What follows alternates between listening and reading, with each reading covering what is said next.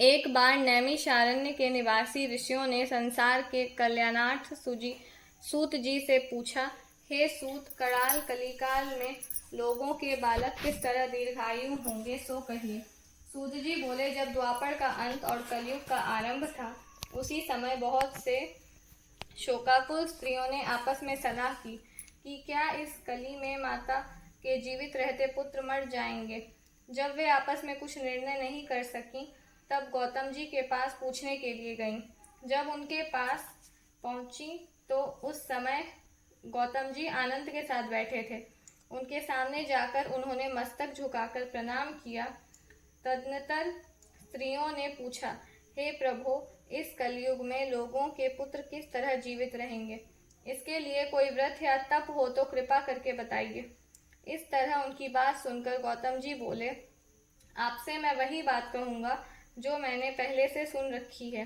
गौतम जी ने कहा, जब महाभारत युद्ध का अंत हो गया और द्रोण पुत्र अश्वत्थामा के द्वारा अपने बेटों को मरा देखकर सब पांडव बड़े दुखी हुए, तो पुत्र के शोक से व्याकुल होकर द्रौपदी अपनी सखियों के साथ ब्राह्मण श्रेष्ठ धौम्य के पास गईं और उसने धौम्य से कहा, हे विपेंद्र, कौन सा उपाय करने से बच्चे दीर्घायु हो सकते हैं? कृपा करके ठीक ठीक कहिए। धौम्य बोले, सत्ययुग में सत्यवचन बोलने वाले, सत्याचरण करने वाले समदर्शी जीमूतवाहन नामक एक राजा था। एक बार वह अपनी स्त्री के साथ अपनी ससुराल गया और वहां रहने लगा। एक दिन आधी रात के समय पुत्र के शोक से व्याकुल कोई स्त्री रोने लगी, क्योंकि वह अपने बेटे के दर्शन से निराश हो चुकी थी। उसका पुत्र मर चुका था। वह रोती हुई कहती थी, हाय मुझ बूढ़ी माता के सामने मेरा बेटा मरा जा रहा है। उसका रुदन सुनकर राजा जीमूतवाहन का तो मानो हृदय विदीर्ण हो गया। वह तत्काल उस स्त्री के पास गया और उससे पूछा, तुम्हारा बेटा कैसे मरा है? बूढ़ी ने कहा, गरुड़ प्रतिदिन आकर गांव के लड़कों को खा जाता है। इस पर दयालु राजा ने कहा, माता, अब तुम रो मत, आनंद से बैठो, मैं तुम्हारे बच्चे को बचाने का यत्न करता हूँ। ऐसा कहकर राजा उस स्थान पर गया जहाँ गरुड़ आकर प्रतिदिन मांस खाया करता था। उसी समय गरुड़ भी उस पर टूट पड़ा और राजा के शरीर का मांस खाने लगा। जब अतिशय तेजस्वी गरुड़ ने राजा का बायां अंग खा लिया तो झटपट राजा ने अपना दाहिना अंग फेरकर गरुड़ के सामने कर दिया। यह देखकर गरुड़ जी ने कहा, देवयोनियों में तुम कौन हो? तुम मनुष्य तो नहीं जान पड़ते। अच्छा, अपना जन्म और कुल बताओ। पीड़ा से व्याकुल मन वाले राजा ने कहा, हे पक्षीराज, इस तरह के प्रश्न करना व्यर्थ है। तुम अपनी इच्छा भर मेरा मांस खाओ। यह सुनकर गरुड़ रुक गए और बड़े आदर से राजा के जन्म और कुल की बात पूछने लगे। राजा ने कहा, मेरी माता का नाम है शैव्या और मेरे पिता का नाम शालिवाहन है।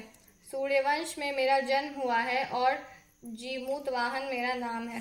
राजा की दयालुता देखकर गरुड़ ने कहा, हे महाभाग, तुम्हारे मन में जो अभिलाषा हो वह वर मांगो। राजा ने कहा, हे पक्षीराज, यदि आप मुझे वर दे रहे हैं तो वर दीजिए कि आपने अब तक जिन प्राणियों को खाया है वे सब जीवित हो जाएं। हे स्वामिन, अब से आप यहाँ बालकों को ना खाएं और कोई ऐसा उपाय करें कि जहाँ जो उत्पन्न हो वे लोग बहुत दिन तक जीवित रहें। धौम्य ने कहा कि पक्षीराज गरुड़ राजा को वरदान देकर स्वयं अमृत के नागलोक चले। वहां से अमृत लाकर उन्होंने उन मरे मनुष्यों की हड्डियों पर बरसाया। ऐसा करने से सब लोग जीवित हो गए जिनको कि पहले गरुड़ ने खाया था। राजा के त्याग और गरुड़ की कृपा से वहां वालों का बहुत कष्ट दूर हो गया। उस समय राजा के शरीर की शोभा दूनी हो गई थी। राजा की दयालुता देखकर गरुड़ ने फिर कहा, मैं संसार के कल्याणार्थ एक और वरदान दूंगा। आज अश्विन कृष्ण सप्तमी से रहित शुभ अष्टमी तिथि है। आज ही तुमने यहाँ की प्रजा को जीवन दान दिया है। हे वत्स, अब से यह दिन ब्रह्मभाव हो गया है। जो मूर्ति भेद से विविध नामों से विख्यात है, वही त्रैलोक्य से पूजित दुर्गा अमृत प्राप्त करने के अर्थ में जीवित पुत्रिका कहलाई है। सो इस तिथि को जो स्त्रियां उस जीवित पुत्रिका की और कुश की आकृति बनाकर तुम्हारी पूजा करेंगी, तो दिनों दिन उनका सौभाग्य बढ़ेगा और वंश की भी बढ़ती होती रहेगी। हे महाभाग, इस विषय में विचार करने की भी आवश्यकता नहीं है।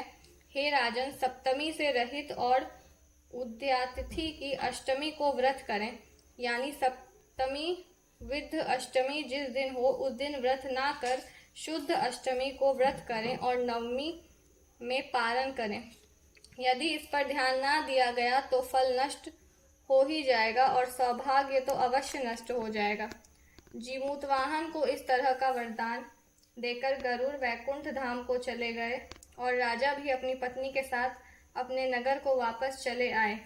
धौम्य द्रौपदी से कहते हैं, हे देवी, मैंने यह अतिशय दुर्लभ व्रत तुमको बताया है। इस व्रत को करने से बच्चे दीर्घायु होते हैं। हे देवी, तुम भी पूर्वोक्त विधि से यह व्रत और दुर्गा जी का पूजन करो तो तुम्हें अभिलाषित फल प्राप्त होगा।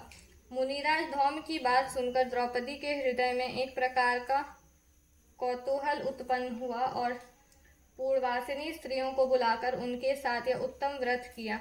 गौतम ने कहा, यह व्रत और इसके प्रभाव को किसी एक चिल्ही ने सुन लिया और अपनी सखी सियारिन को बताया।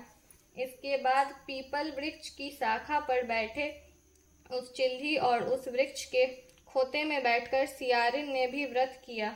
फिर वही चिल्ही किसी उत्तम ब्राह्मण के मुंह से यह कथा सुन आई और पीपल के खोते में बैठी हुई अपनी सखी को सुनाया। सियारिन ने आधी कथा सुनी थी कि उसे भूख लग गई और वह उसी समय शव से भरे हुए शमशान में पहुंची। वहां उसने इच्छाभर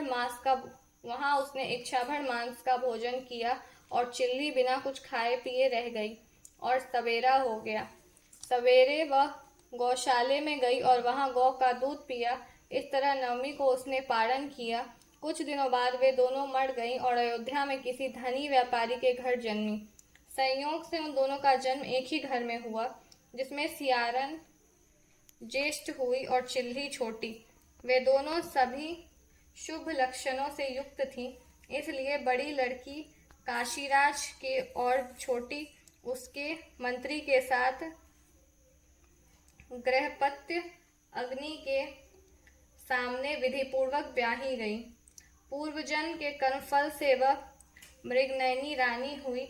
जिस किसी भी संतान को उत्पन्न करती वह मर जाती और पूर्व जन्म की बातों को स्मरण करने वाली मंत्री की पत्नी ने अष्ट वसुओं के सदृश तेजस्वी 8 बेटे उत्पन्न किए और सभी जीवित रह गए। अपनी बहन के पुत्रों को जीवित देखकर ईर्ष्यावश